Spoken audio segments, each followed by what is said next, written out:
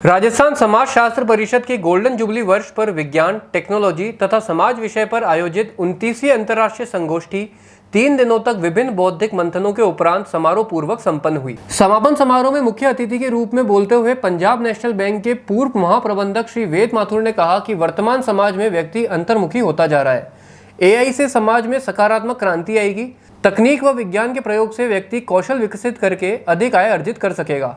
उन्होंने कहा कि समाज में परिवर्तन अपरिहार्य है और तकनीक से समाज में तीव्र गति से परिवर्तन हो रहा है। सोशल मीडिया ने समाज को सशक्त किया है, इससे सूचना का आदान प्रदान त्वरित हुआ है और भ्रष्टाचार पर रोक लगी है। राजस्थान समाज परिषद के अध्यक्ष प्रोफेसर आशुतोष व्यास ने वर्ष पर्यंत चलने वाली विभिन्न गतिविधियों, प्रयासों, वर्कशॉप और जर्नल प्रकाशन की जानकारी दी। साथ ही राजस्थान सोशियोलॉजिकल एसोसिएशन के विविध पदाधिकारियों को सम्मानित किया। देखिए, राजस्थान समाज शास्त्र परिषद की 3 दिवसीय अंतर्राष्ट्रीय कॉन्फ्रेंस थी। ये एक्चुअली राजस्थान समाज शास्त्र परिषद का गोल्डन जुबली ईयर है। 1973 में उसकी स्थापना हुई थी। तो एक चैलेंज के रूप में राजकीय महाविद्यालय अजमेर ने, डिपार्टमेंट ऑफ सोशियोलॉजी और राजकीय महाविद्यालय अजमेर ने तय किया कि हम इस कॉन्फ्रेंस को कराएंगे। तो ऑनलाइन और हाइब्रिड मोड पे कॉन्फ्रेंस थी। तो ऑनलाइन और ऑफलाइन सैकड़ों की संख्या में, बड़ी संख्या में प्रतिभागियों ने भाग लिया, जिसमें से लगभग 10 कंट्री के जो प्रतिभागी है वो हमें विद्वान के रूप में और स्कॉलर्स के रूप में भी हमारे साथ जुड़े। और साथ साथ कुछ अफ़गानिस्तान के विद्यार्थी भी हमारे बीच में अपने रिसर्च पेपर पढ़ने के लिए आए। महाराष्ट्र से खुद यहाँ चलकर बहुत सारे बड़ी संख्या में हमारे बीच में, महाराष्ट्र और गुजरात से भी हमारे बीच में स्कॉलर्स पधारे। तो इस तरीके से 3 दिन तकनीकी सत्रों का आयोजन किया गया। सबसे पहले हमने उद्घाटन सत्र के बाद दूसरे दिन फिर सिम्पोजियम का आयोजन भी किया गया। और कल उनका पुष्कर भ्रमण, क्योंकि हमारे एक विजिट एक शेड्यूल में रहता है कि इनको कई बार ऐतिहासिक स्थल का भ्रमण कराया जाए, तो पुष्कर विजिट हमने इसके लिए रखी गई।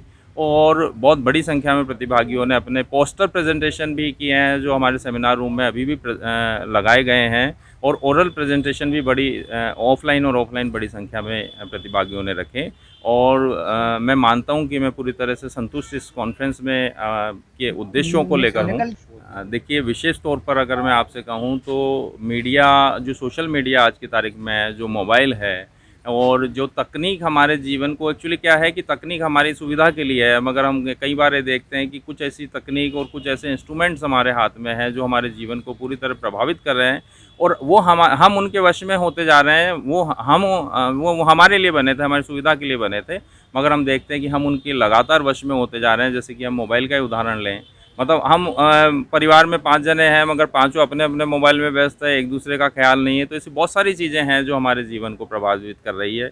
बहुत सारे पहलू हैं। आर्टिफिशियल इंटेलिजेंस जैसा चैलेंज हमारे सामने आप लोग पाते हैं कि अब कहते हैं कि हमें लेखकों की ज़रूरत नहीं है और बहुत सारी चीज़ें जो है तकनीकों के द्वारा हो जाएगी। तो इनका जीवन पे कैसे प्रभाव पड़ेगा, कैसे सकारात्मक रूप से इनका लाभ उठाया जा सकता है, इस पर मंथन किया गया। दुष्प्रभावों से कैसे बचा जा सकता है, इस पर मंथन किया गया।